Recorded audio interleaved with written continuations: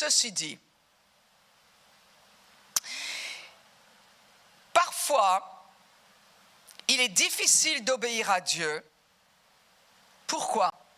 Parce qu'on est en train de calculer le coût de notre obéissance.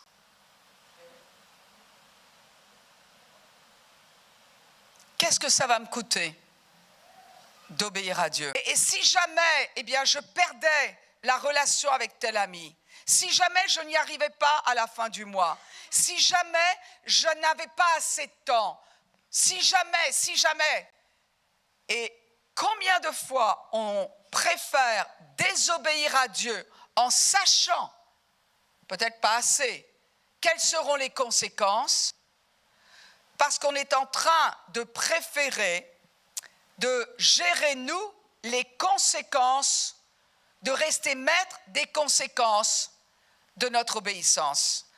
En restant maître des conséquences de notre obéissance, on croit gérer les conséquences de notre désobéissance. Quand on choisit de ne pas obéir à Dieu, on choisit de désobéir, mes amis, appelons-le comme on veut, mais c'est assez binaire comme truc, c'est simple.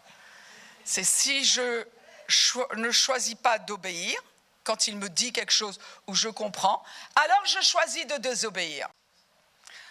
Ça, mes amis, nous pouvons les envisager, mais nous ne pouvons pas les contrôler. En revanche,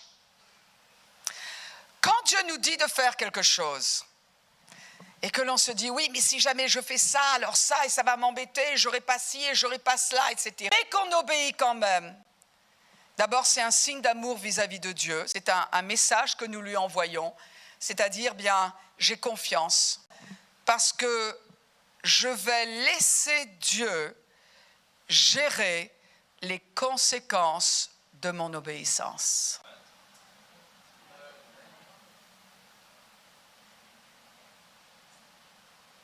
Et c'est le titre de mon message ce matin. Laisse Dieu gérer les conséquences de ton obéissance.